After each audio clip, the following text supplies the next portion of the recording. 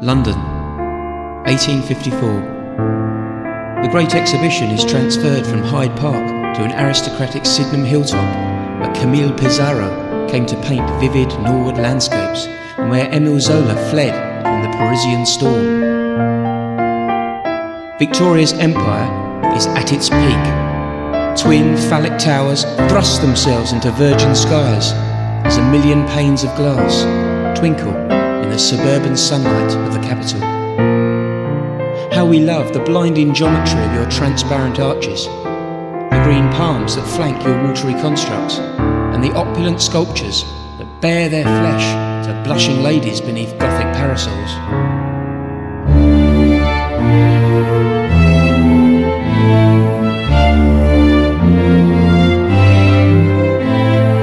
Stone Egyptian caskets and complex mosaics caught in a perennial embrace of Assyrian pillars, marble floors and mermaid fountains.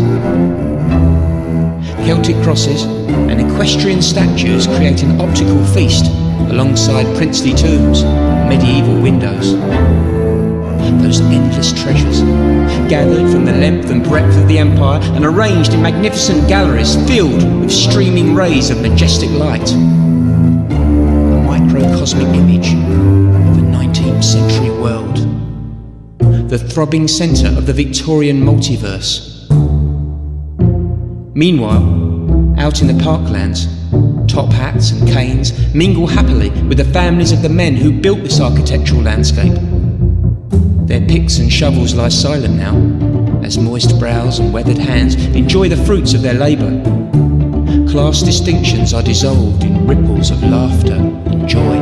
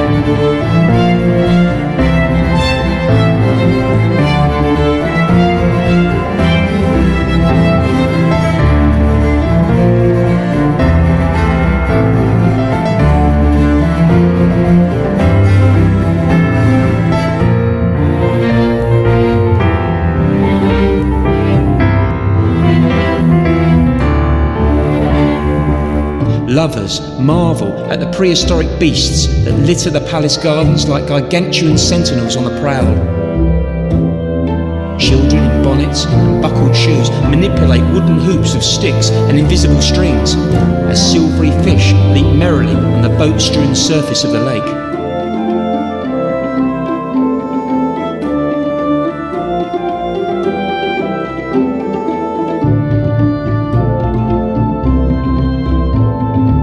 You are a flutter in the stillest of hearts, solace for the weariest of eyes, and the spark that fires an unimaginative mind. There is nothing that cannot be reflected in your glazed surfaces.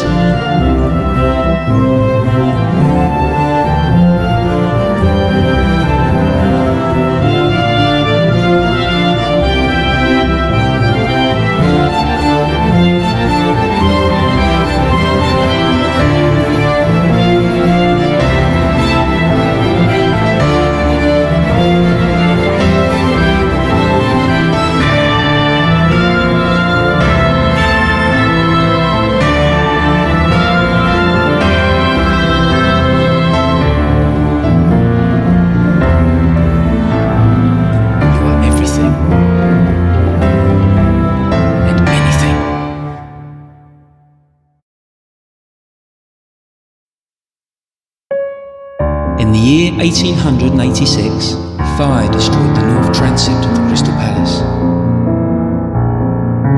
The garden gallery on the east side of the Fine Arts Court was obliterated. A layered, vulpig entrances of the simulated medieval court, branded and then charred by the unremitting flames. Gothic ceilings, stone fonts, interwoven plumes of fleur-de-lis, all lost forever, thanks to the French frenzied energy of the committed arsonist.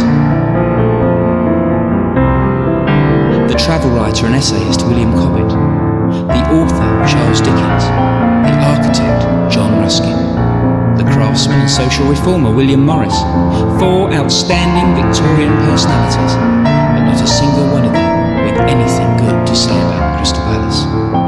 Somehow, to these fiery aesthetic minds of the late 1800s, this huge monolithic structure must have conjured up distorted visions of industrial ugliness, rather similar perhaps to the negative effect that a new office block has upon us today.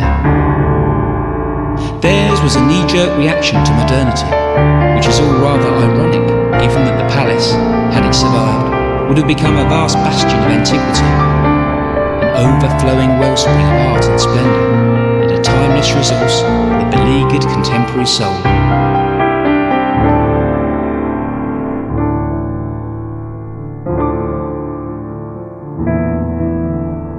"50 years on from that inflammatory prototype, and somebody notices a flickering glow that dances wildly across the panes of the palace. It's 7 o'clock on the 30th of November 1936, a cold and misty morning in a city that is just beginning to awaken. The night watchman desperately grabs a fire extinguisher and attempts to contain a small fire which has broken out in the central transcript. His efforts are futile, and almost 1 hour after the fire began, an engine has to be summoned from the nearby fire station in Penge. It rushes up the Great Hill and along the parade, but this lone engine would soon be followed by 88 more, including 4 whole brigades and 749 police officers.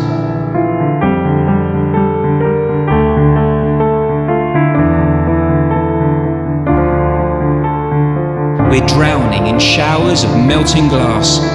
Thousands of exploding windows shoot their deadly shards at the helpless statues below. Is this really the end?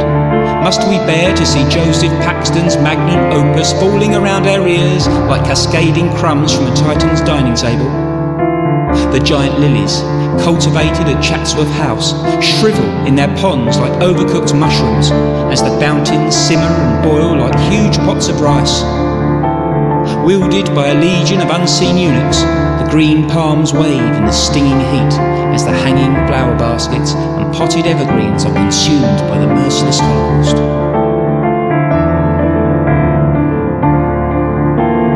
We're drowning in showers of melting glass.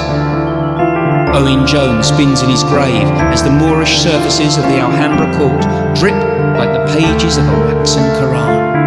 The hieroglyphic silhouettes in the Egyptian court tumble like ancient dominoes as the paint on the 2 mammoth Abu Simbel figures becomes a steaming oil slick of multicoloured slime. Above them, in the trading galleries, fine clothes, precious metals, musical instruments, machinery, patent leather goods, India rubber, expensive perfumery, and even Horniman's finest packets of imported tea, each annihilated by the raging furnace.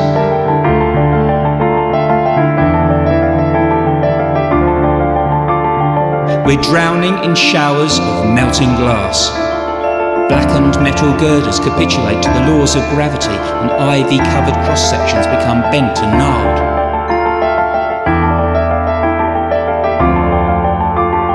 Raphael Monti's exquisite sculptures are melded together in a complex tangle of deformed limbs, their misshapen features like a brutal testimony to the formlessness of modern art.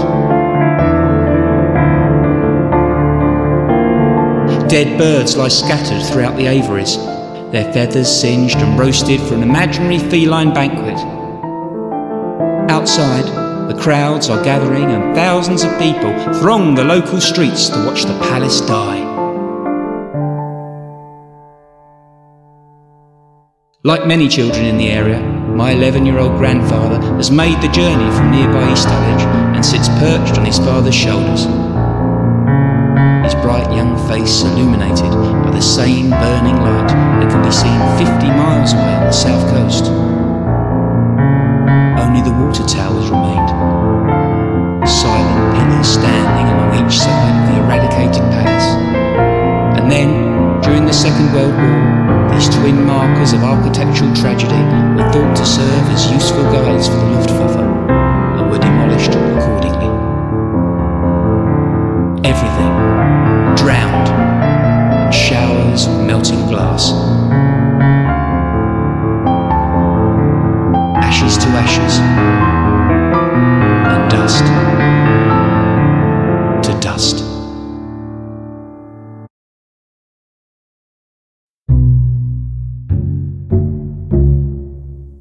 saw you in your prime.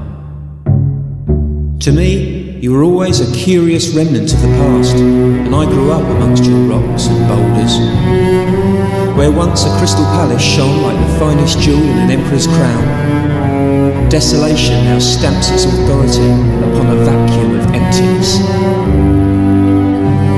I've seen the contorted swirls of graffiti etched upon your remaining sphinxes, each observing the broken terraces like two defiant guardians of a shattered age that is poised to return. But drunken tramps and discarded needles lie scattered across the wild grassland, and lines of polluted blackberry bushes which vaguely define the extinguished borders of your territory.